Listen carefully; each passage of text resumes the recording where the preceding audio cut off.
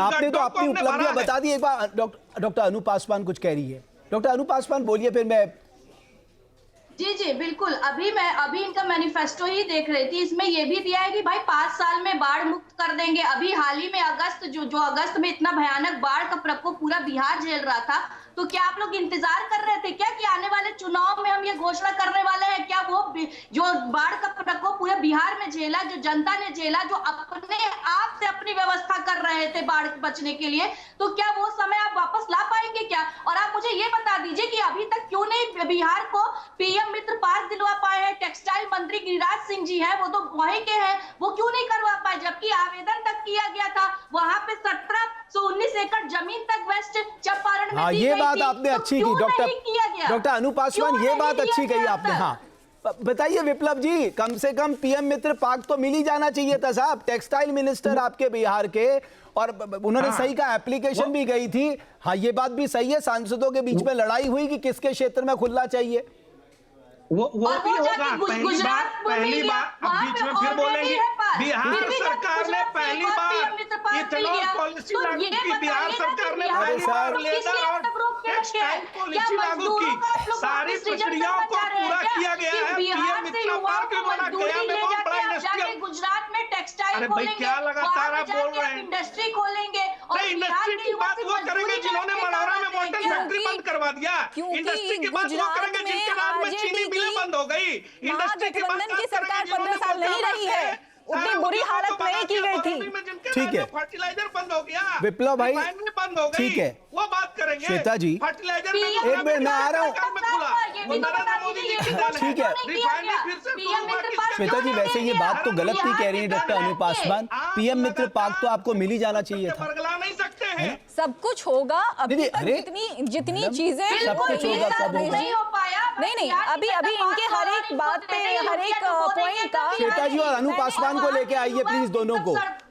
लेकिन पहले आपको इंश्योर करना पड़ेगा। श्वेता जी आप बोलिए। अनु जी बोलेंगी तो हम नहीं बोलेंगे। आप बोलिए पहले। जी नहीं बोलेंगे। पीएम वो पूछ रही है पीएम मित्र पार्क बिहार को क्यों नहीं मिला? मिल जाएगा। अभी तक कोई भी ऐसा कमिटमेंट, जो भी कमिटमेंट किया गया है, आप मुझे ये बताइए। फिर मैंने आपसे बोला ना, आप बिल्कुल पॉइंट आउट कर लीजिए मेरी बातों को। आप फिर से आप मेरी बातों को काउंटर करिएगा। अभी हम आपकी बातों को तो कितनी आशावादी हैं, कितने प्रेम से उन्होंने कहा मिल जाएगा, तो ये इस पे विश्वास रखिए ना। बिल्कुल मिल जाएगा। और आप ऐसे विश्वास रखने वाली बात है भी वो इसलिए क्योंकि बताइए आज तक जितने भी कमिटमेंट्स हमने किए हैं नीतीश जी के नेतृत्व में, जितने भी कमिटमेंट्स किए गए हैं, क्या वो पूरे नहीं किए गए? लेकिन ये जो कमिटमेंट होते हैं ये केवल चुनाव से पहले ही क्यों? 125 यूनिट फ्री पावर, 12,000 करोड़ रुपए, 1100 सोशल सिक्योरिटी स्कीम, 1.13 करोड़ लोगों को, ये 5,000 करोड़ रुपए पेंशन के लिए जो आप पैसा दे रहे हैं, 9,300 करोड़ रुपए, 1,000 monthly allowance to 12 lakh, unemployment 15,000 crore रुपए, कंस्ट्रक्शन वर्कर को वन टाइम आपने 5,000 दिया, 16 लाख लोगों को 800 करोड़ रुपए, आंगनबाड़ी और जीविका दीदी का आपने पैसा बढ़ाया 100 करोड़ रुपए। साहब जो आपके पास थोड़ा बहुत रूम था वो भी आप खर्च करके चले गए। मैं तो ये सोच रहा हूं कि आरजेडी वाले ने, ये गठबंधन ने क्या सोच के इतने प्रोमिसेस किए हैं, क्योंकि बजट में तो कहीं स्कोप दिख नहीं रहा। 3,17,000 करोड़ खर्च हो गए हैं आप पूरे। देखिए रमेश जी, जहां तक कमिटमेंट की बात है, इन लोगों की तरफ एक कमिटमेंट हम लोग करते नहीं है। जो घोषणा आज तक किया गया है, जैसे इन्होंने बोला सिर्फ घोषणा होता है, क्षमता इनकी होती नहीं है। हम बता दें हमारी क्षमता घोषणा से ज्यादा की होती है, बट हम झूठा कमिटमेंट नहीं करते, इसीलिए अपनी क्षमता से कम कमिटमेंट करते हैं। और उसका एग्जाम्पल जो रोजगार का ये लोग लाते हैं, हम लोगों ने 20 लाख रोजगार की बात की थी और 50 लाख रोजगार 5 साल में दिया था, जिसका क्रेडिट ये लोग लेने आ जाते हैं। इन लोगों की तरह, जो मैंने पहले भी बोला है, 1995 में जो इनका मैनिफेस्टो आया था उसमें भी यही था, हर एक परिवार से एक को देंगे। क्या इन्होंने दिया? दूसरा, इन्होंने शिक्षा की बात की। इनके वक्त में चरवाहा विद्यालय खोला गया, वो भी सिर्फ पेपर पे। वो एक सोचा समझा साजिश था ताकि घोटाला किया जा सके। और आज के डेट में क्या ये किसी से छिपा हुआ है कि लड़कियों को साइकिल योजना, पोशाक योजना? आरजेडी की नहीं है मैडम, जेडीयू की है। आरजेडी डॉक्टर अनु पासवान जी है। मिड डे मील योजना, ये सब किसने लाया है? ये सब किसने धरातल पे उतारा है? तो बताइए, फेक कमिटमेंट तो हमसे होता नहीं है। जितने भी कमिटमेंट्स किए थे उसको पूरा किया गया है।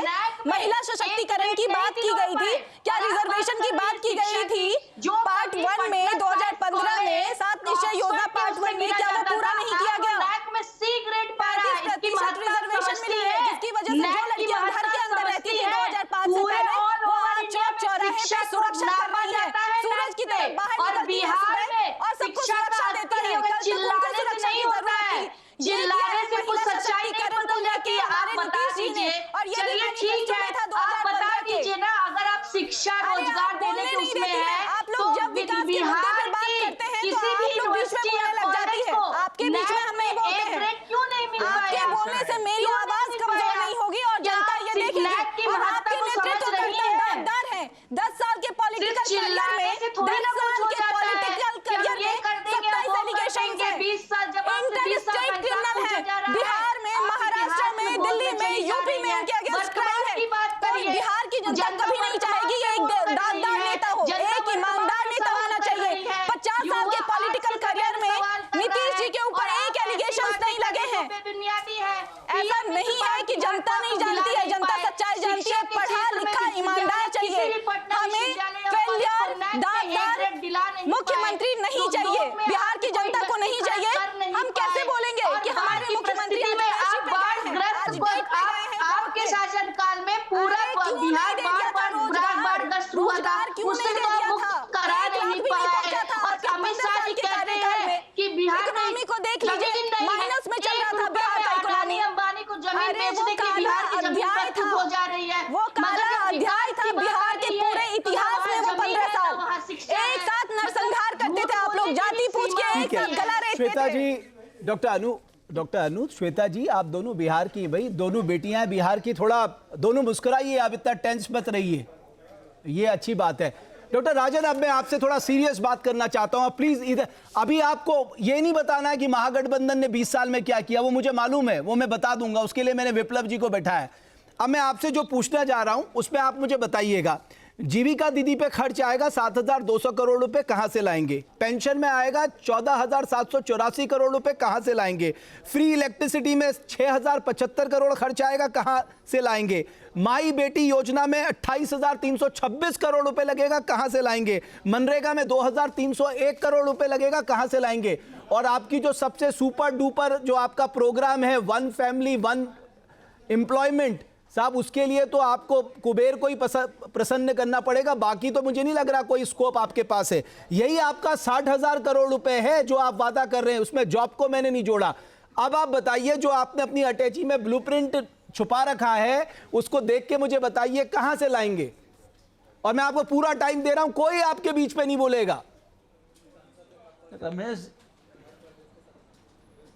रमेश जी, जब भी मैं बात शुरू करता हूं, जेडीयू की प्रवक्ता बीच में बोलने लगती है, मैं उनके बीच में नहीं बोला था।